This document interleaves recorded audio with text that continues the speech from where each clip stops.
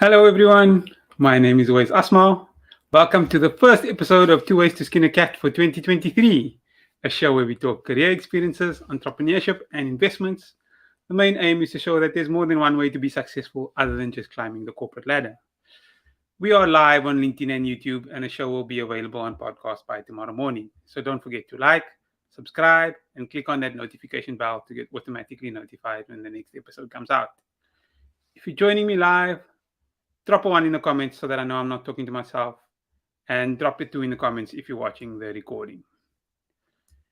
This week, we're doing a new format. And we're calling it Story Time. For today's show, I will be talking about the career journeys of 5 chartered accountants who I know very well. I'll be talking about their journeys in detail. As I go through the journeys, I'll mention the obstacles that each person had to deal with at different stages in their journey to becoming a chartered accountant. The aim is to show that everyone trips up at some stage. Don't expect the perfect journey. What will set you apart is how you respond to a setback. I'll also talk about what they're doing now and how their lives have developed. So, this is a joint story about 5 people who all started university at the same time and studied basically the same subjects. They all studied at Stellenbosch, and at the time, all the lectures were still in Afrikaans. Now, bear in mind, these were all either English or Xhosa speaking people. So they were learning in either their second or their third language. It can be very difficult. I can tell you, studying auditing in your second language made you do this the whole time. But they survived. They survived. Anyways, most of them were also there on bursaries, so could not afford to fail.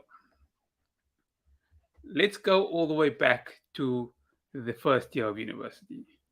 So one of them had not done accounting at school. In the first year of university, she had to play catch up. But with a lot of work, she was able to achieve the same level as everyone else had achieved in the second year.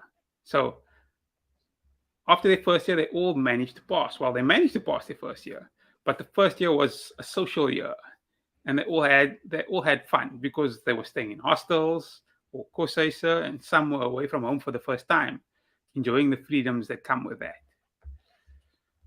Second year of varsity was when things started to go wrong. That's when people started failing exams and tests. 2 of the people failed auditing in second year completely. Luckily, auditing on its own was not a requirement for progressing to third year. So those 2 ended up completing their second year of auditing and their third year of auditing within their third year of university. It was not easy, but they managed to achieve it. When you're talking about things like social lives, compared to first year, that reduced quite a bit in the second year, but fun was still had. In the third year, one of them failed all their main subjects in the first half of third year. The others also failed a few subjects in their mid-year exam. Some failing below the required mark to get access to the end of year exam. So when you get that in June, it's a worry, as some of you will know. But in hindsight, that failure was the catalyst for all their future successes. Failing that mid-year exam was a shock to their system. They spent the second half of third year studying every day in the library. They may have had some form of social lives in the first half of third year, but that all disappeared in the second half. That work ethic that was implemented carried them through to their postgraduate studies and their CTA exams and their board exams, and they managed. And that's great work ethic that helped them a lot. So that failure was the catalyst. So most of the group did not pass the pre-final exam academic process. So let's say 50% was the pass mark. A lot of them got below that, but they got enough to qualify to enter the exam. So if you pass at 50, even if you get 40%, even though you failed, you still get access to the exam. You're still able to write the exam, so that if you pass the exam with enough marks, you still pass the year. With lots of hard work, all of them managed to pass their final exams. In fact, 4 out of the 5 even managed to meet the qualifying criteria to enter postgraduate diploma in accounting at Stellenbosch University. So, for example, like I said, 50% will get you to pass, but it's not going to get you to qualify to get into your postgraduate program. I think you need 55% or 60. I don't know what the numbers are now, but four basically overachieved. And the fifth one, who also passed, but he didn't make the qualifying criteria. So for him, it was decision time. Either he could repeat his third year to try and improve his marks or apply elsewhere with slightly less stringent qualifying criteria. And he decided to apply at UNISA because he had passed his bachelor's degree. So he applied at UNISA and was able to get into a postgraduate diploma or CTA through UNISA. He also managed to attend regular classes at the National School of Accounting to improve his odds of success because the pass rates at UNISA at the time were very low. I'm not sure what the pass rates are like now. I don't know if somebody in the audience knows what those pass rates are right now. It would be great if someone could share. So we talked about the first 3 years of undergrad, and now we're talking about that year of postgraduate studies, people studying CTA, postgraduate diploma in accounting, or your honors in accounting, whatever you want to call it. It's different. You call it different things at different universities, but it's to qualify to be able to write the board exam. So the postgraduate year was basically a write-off for anything other than studies. There was no social life. Each person had one goal, and that was to pass, with that singular focus and work ethic that was implemented from June of the third year. They all managed to pass their postgraduate year and sign for training contracts at different companies. 4 out of the 5, and now not the same 4, but 4 out of the 5 signed for Big Four auditing firms to do their articles. The last one signed at a medium-sized commerce firm. At that time, doing articles outside of audit was very limited. It was probably for less than 5% of the people. Even listed corporates didn't have training programs at the time. They only started a few years afterwards. So if we talk about going to the first year of articles, the first board exam was very similar to CTA or very similar to your honors year. So they all managed to pass on the first attempt, which was great. In their second year of articles, for their second board exam, or APC as it's now known, 3 managed to pass first time. The one who had chosen to do his articles in commerce had changed jobs to join a bank because of the difficulties of his previous employer. Changing jobs may have caused him to be unsettled, which could have been the reason that he failed his second board exam. The second person who failed the second board exam for the first time, well, the other person also failed, but both of them who had failed the second board exam for the first time both rewrote their board exam in the following year. So that would be the third year of articles. And they both managed to pass.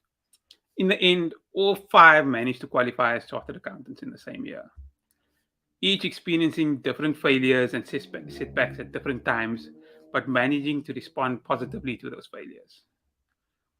After articles, no one stayed in auditing for a meaningful amount of time. Some might have stayed on for a few months to travel overseas or just stay on a little bit as an assistant manager, but most changed jobs and went into commerce. The only person who stayed in the job that they were in was the one who had gone into banking, who had changed during articles. You might ask, okay, what has been their journey like after articles? So let's tell you a little bit about that. The one who went into banking joined the investment bank branch of that company and is still there today. One of the others tried internal auditing, then investment accounting, listed property, then started working with startups and scale-ups. So he had 5 jobs since articles, but he seemed to finally have found his niche. In that time, he's made lateral movements, maybe taken pay cuts, and to find a place that makes him happy, but it seems that he's found that place. One worked for an oil company and then worked for 2 different listed retail companies. And one went overseas after articles for 6 months with an audit firm, and after that she joined a listed grocery retailer and then a well-known international shipping company. And the last one worked at a few places as well and even started his own business. If you do have any questions, I know it's a strange one to ask, but if you do have any questions, feel free to put them in the chat in the comment section, and I'll try to answer them towards the end. So you might ask, Tooways, where are they now? And I'll go through that. One has a senior role at a large investment bank in Sandton, the one that started in banking. One has moved to Spain after being promoted as a global finance leader in a global shipping company. One is a senior manager at a large listed retailer in South Africa. And one is an executive at a small to medium-sized company. And one is an entrepreneur. The most successful one financially is one of those who failed the second board exam the first time. And the most successful one in terms of career trajectory, in terms of what they've reached so far, is the other one who also failed the second board exam the first time. So, what are the learnings from this story? My main takeaway is a first-time pass is not a reflection of how successful your career will be. You might trip up in honors. You might trip up in your board exam. You might trip up in your undergrad, but that's not a reason to stop. That's not a reason to think that you're not going to have a successful career. Another lesson that I've gathered is there's no right way or career path for a chartered accountant. Follow your own career. Changing jobs is not an indication of failure, but can be a setup for future success. There will always be setbacks and failures in your journey. How you respond to that setback is what determines your success, not the setback in itself. And that's the story. I've shared a little bit about these 5 chartered accountants. I know them quite well. You might sound like you might think they're living wonderful lives. They're living good lives, but they're still trying to achieve and still trying to take the next step and working. Some of them have families. It's not the end of the road. Everybody's continuing and going forward and pushing forward. And that's my story. The show has been live on YouTube and should be available on podcast by latest tomorrow. If you're watching on YouTube or listening on the podcast and you feel that it's added value, don't forget to like, subscribe, and click on that notification bell to get automatically notified when the next episode comes out. Thanks everyone for joining us for another episode of 2 Ways to Skin a Cat.